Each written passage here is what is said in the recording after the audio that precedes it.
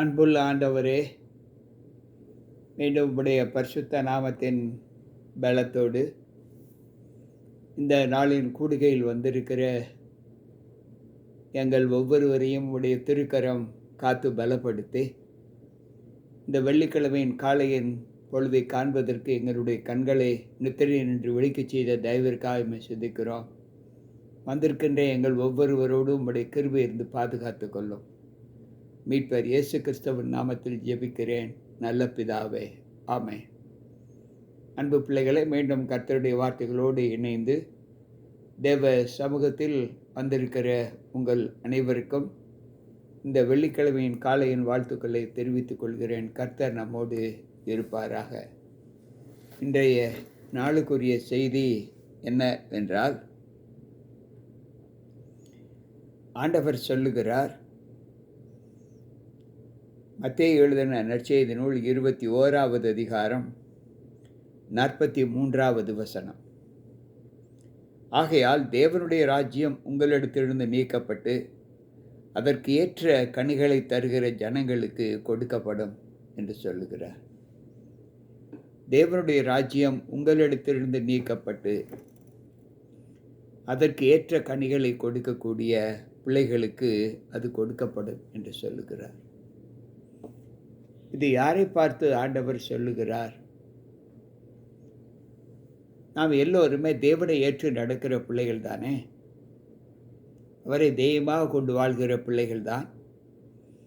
இந்த அனுபவத்திலே நாம் தேவனோடு எப்படி இணைக்கப்பட்டு இருக்கிறோம் என்பதை யோசித்து பார்த்து, ஆண்டவர் சொல்லுகிற வார்த்தை, நம்மை குறித்து அவர் வைத்திருக்கிற நம்பிக்கை எப்படிப்பட்டதாய் காணப்படுகிறது என்பதை யோசித்து பார்ப்போம். அவர் சொல்லுகிறார், அது உங்களிடத்திலிருந்து நீக்கப்பட்டு அதற்கேற்ற கனிகளை கொடுக்கக்கூடிய பிள்ளைகளிடத்தில் அது கொடுக்கப்படும் என்று சொல்லுகிறார். அன்பு பிள்ளைகளே, எப்படி ஆண்டவர் இதை குறித்து சொல்லுகிறார் என்பதை யோசித்து பார்ப்போம். அப்போஸ்தலர் 13:36 சொல்லுகிறது, தாவீது தன் காலத்திலே தேவனுடைய சித்தத்தின்படி அவருக்கு ஊழியம் செய்த பின்பு நித்திரை அடைந்து தன் பிதாக்களிடத்திலே சேர்க்கப்பட்டு அழிவை கண்டான். தேவனுடைய சித்தத்தின்படி செய்கிற பிள்ளைகளுக்கு வைத்திருக்கிற நித்திய பங்கு என்னவென்றால் பரலோகத்தின் மகிமை. அதை அவருடைய சித்தத்திற்கேற்றபடி செய்கிறவர்களுக்கு அது கொடுக்கப்படும் என்று ஆண்டவர் சொல்லுகிறார். அன்பு பிள்ளைகளே, இந்த சத்திய வார்த்தை நம்மை எந்த சூழ்நிலைக்கு அழைத்து செல்லுகிறது என்றால், புறஜாதியார் தேவனுடைய சத்தியங்களை கேட்டு சந்தோஷத்தோடு ஏற்றுக்கொள்ள ஒரு சம்பவம் தேவனை எவ்வளவு மகிமைப்படுத்தினது. அப்போஸ்தலர் 13:48 சொல்லுகிறது, புறஜாதியார் அதை கேட்டு சந்தோஷப்பட்டு கர்த்தருடைய வசனத்தை மகிமைப்படுத்தினார்கள். நித்திய ஜீவனுக்கென்று நியமிக்கப்பட்டவர்கள் எவர்களோ அவர்கள் விசுவாசித்தார்கள். அன்பு பிள்ளைகளே, நித்திய ஜீவனுக்கென்று நியமிக்கப்பட்டவர்கள் எவர்களோ அவர்கள் தேவனுடைய வசனத்தை விசுவாசித்தார்கள். இன்றைக்கு நாம் எல்லோருமே நித்திய ஜீவனுக்கென்று நியமிக்கப்பட்டு இருக்கிறோம். இந்த நியமம் நமக்கு கிடைக்குமா? நாம் கர்த்தரை அண்டி ஜீவிக்கிற இந்த ஜீவிதம் நம்முடைய பூலோக வாழ்க்கைக்கு பின்பு பரலோகத்தின் வாழ்க்கையிலே நாம் தேவனோடு சஞ்சரிக்கிற காலம் நமக்கு கிடைக்குமா என்று யோசித்து பார்ப்போம். அன்பு பிள்ளைகளே, சற்று யோசிப்போம்.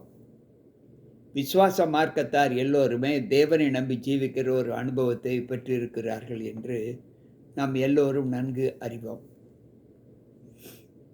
ஆபிரகாம் தேவனை விசுவாசித்தான், அது அவனுக்கு நீதியாக எண்ணப்பட்டது என்று வேதம் சொல்லுகிறது.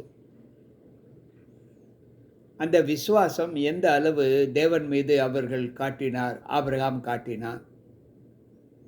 தானியேல், அனனியா, மிஷாவேல், அசரியா என்கின்ற அந்த நால்வரும் சிங்கக்கவியில் போடப்பட்ட போது தானியேல், நெருப்பில் போடப்பட்ட போது அனனியா, மிஷாவேல், அசரியா, இந்த மூவர் எப்படி தங்கள் விசுவாசத்தை தேவனுக்கு காண்பித்தார்கள்.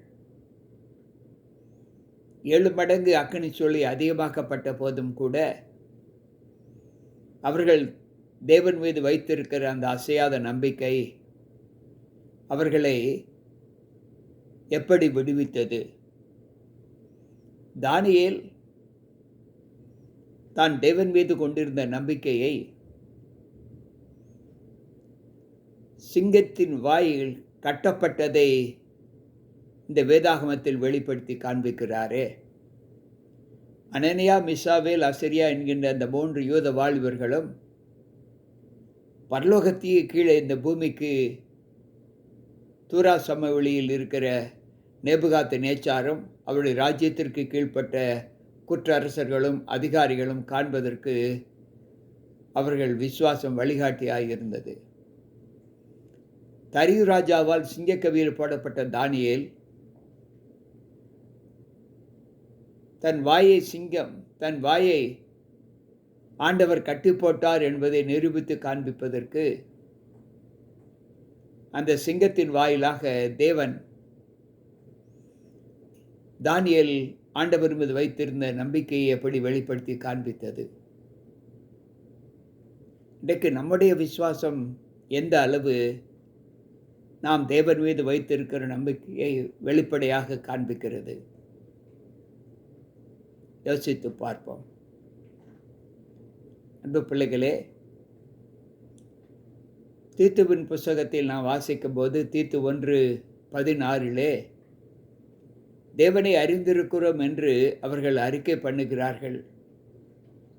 ஆனாலும் அவர்கள் எந்த நற்கிரியும் செய்ய ஆகாதவர்களும் தகுதியற்றவர்களுமாய் காணப்படுகிறார்கள் என்று பவுல் சொல்லுகிறார். ஆபிரகாம் தேவனை விசுவாசித்தான். அது அவனுக்கு எவ்வளவு நீதியாக எண்ணப்பட்டது என்பதை நாம் எல்லோரும் அறிவோம்.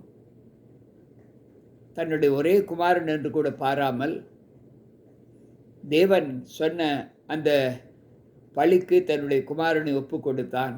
அது அவனுக்கு நீதியாக எண்ணப்பட்டது. ஆதியாகமம் 12வது அதிகாரத்திலே கர்த்தர் ஆபிரகாமோடே பேசி, நீ உன் இடைஞ்சன பந்துக்களை விட்டு நான் காண்பிக்கின்ற தேசத்துக்கு போ, அங்கே நான் உன்னை பெரிய ஜாதி ஆக்குவேன் என்று சொன்னார். அதற்கும் அவர் எந்த மறுமொழி சொல்லாமல் அவர் போனார். இது நிமித்தம்தான் ஆபிரகாம் தேவனுக்கு நீதியாக எண்ணப்பட்டான் என்று வேதம் சொல்லுகிறது. கேட்டுக்கொண்டிருக்கிற அன்பான தேவ பிள்ளைகளே, நம்முடைய வாழ்க்கையில் நாம் எந்த நீதியை வெளிப்படுத்தப் போகிறோம்? யோசித்து பார்ப்போம். நாம் தேவனுக்கு எவ்வளவு சாட்சியாக வாழ்கிற ஒரு அனுபவத்தை பெற்றிருந்தாலும் இடுக்கண் வரும்போது நாம் தேவனுக்கு எவ்வளவு சாட்சியாக காணப்படுகிறோம் என்பதை யோசித்து பார்ப்போம். அன்பு பிள்ளைகளே, இங்கு நெகேமியாவின் புஸ்தகம் 1வது அதிகாரம் 7வது வசனம் சொல்லுகிறது, நாங்கள் உமக்கு முன்பாக மிகவும் கெட்டவர்களாய் நடந்தோம். நீர் உம்முடைய தாசனாகிய மோசேக்கு கற்பித்த கட்டளைகளையும் கற்பனைகளையும் நியாயங்களையும் கைக்கொள்ளாதே போனோம். அன்பு பிள்ளைகளே, நமக்குள் இருக்கக்கூடிய விசுவாசம் ஆண்டவருக்கு எதிரடையாக செயல்படுகிற விசுவாசம் என்று நெகேமியா பக்தன் சொல்லுகிறார். நானும் என் தகப்பன் வீட்டாரும் பாவம் செய்து கொண்டோம்.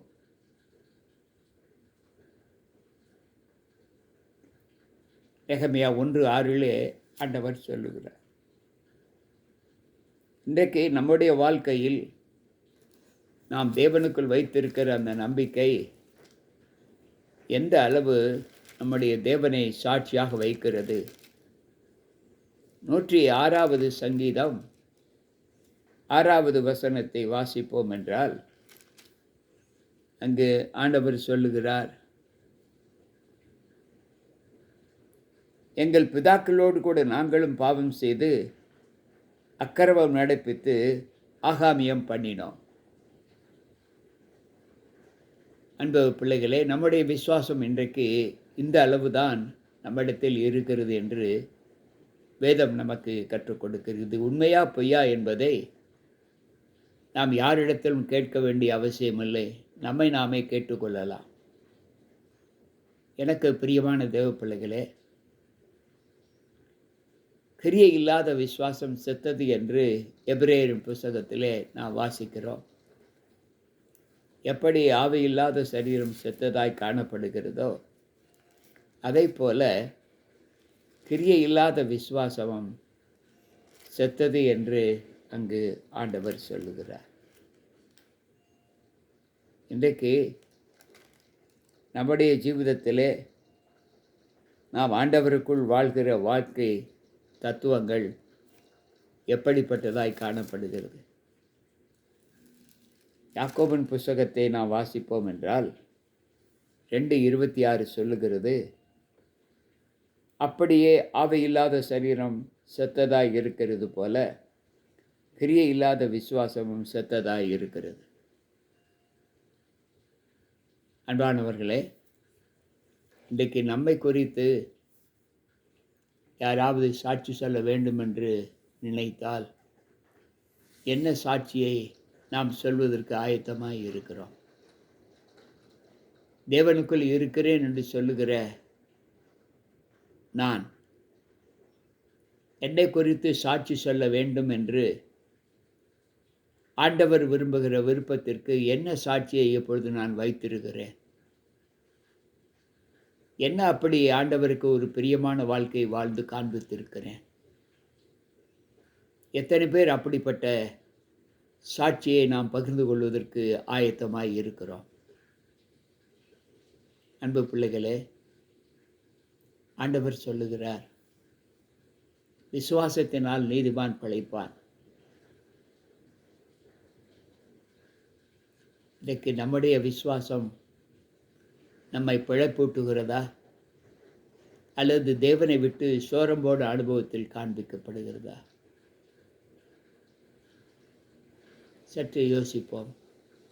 ஒவ்வொரு நாளும் தேவ அனுகூலத்தில் வாழ்ந்து கொண்டு இருக்கிற நம்ம எல்லோருக்குமே ஆண்டவர் காண்பிக்கிற அந்த அனுபவம் எப்படிப்பட்டதாய் காணப்படுகிறது? அன்பு பிள்ளைகளே, காலங்கள் ஓடிக்கொண்டே இருப்பதை நாம் பார்க்கிறோம்.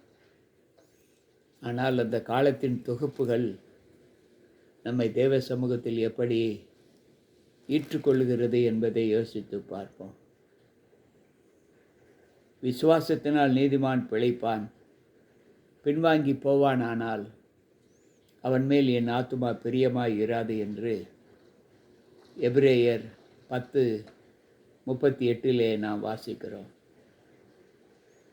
கிரியை நடப்பிக்கிற நாம் தேவனுக்கு உகந்த கிரியைகளை நாம் செய்து காண்பிக்கிற ஒரு அனுபவத்தை பெற்றிருக்கிறோமா என்பதை யோசித்து பார்ப்போம். ரோமரின் புத்தகத்தை நாம் வாசிப்போம் என்றால், ரோமர் 3வது அதிகாரம் அங்கு 25வது வசனம் இப்படி சொல்லுகிறது, தேவன் பொறுமையாயிருந்த முற்காலத்தில் நடந்த பாவங்களை நாம் பொறுத்து கொண்டதை குறித்து நம்முடைய நீதியை காண்பிக்கும் பொருட்டாகவும், தாம் நீதியுள்ளவரும் இயேசுவனிடத்தில் விசுவாசமாய் இருக்கிறவனை நீதிமானாக்கத்தக்கவருமாய் விளங்கும்படி இக்காலத்திலே தமது நீதியை காண்பிக்கும் பொருட்டாகவும். அன்பு பிள்ளைகளே, கடைசி காலத்தில் அவர் வெளிப்படும்போது நாம் அவரிடத்தில் நீதி உள்ளவர்களாக, நாம் நீதி விசுவாசம் வைத்திருக்கிறவர்களாக நாம் காண்பிப்போம் என்றால், அந்த விசுவாசம் நம்மை தேவனிடத்தில் நீதி உள்ளவர்களாக மாற்றும் என்று இந்த வார்த்தை நமக்கு கற்பிக்கிறது. எனக்கு பிரியமான தேவ பிள்ளைகளே, இந்த வார்த்தையின் அடிப்படையில் நம்முடைய காலங்கள் தேவனுக்கு பிரியமாய் ஓடுகிறதா இல்லையா என்பதை நாம் யோசித்து, இனி வரக்கூடிய காலங்களிலாவது நம்மை குறித்து ஆண்டவர் மீது நம்பிக்கை வைத்தானே, இவனை தேவன் காப்பாற்றவில்லையே என்று சொல்லாத ஒரு சாபத்தை நாம் பெறாமல், தேவன் மீது நம்பிக்கை வைத்த இவனை தேவன் ஒரு நாளும் கைவிடவில்லை என்று சொல்கின்ற ஆசீர்வாத வார்த்தையை நாம் பெற்றுக்கொள்வதற்கு தேவன் மீது நம்முடைய விசுவாசத்தை காண்பிப்போமா? ஜெபிப்போம்.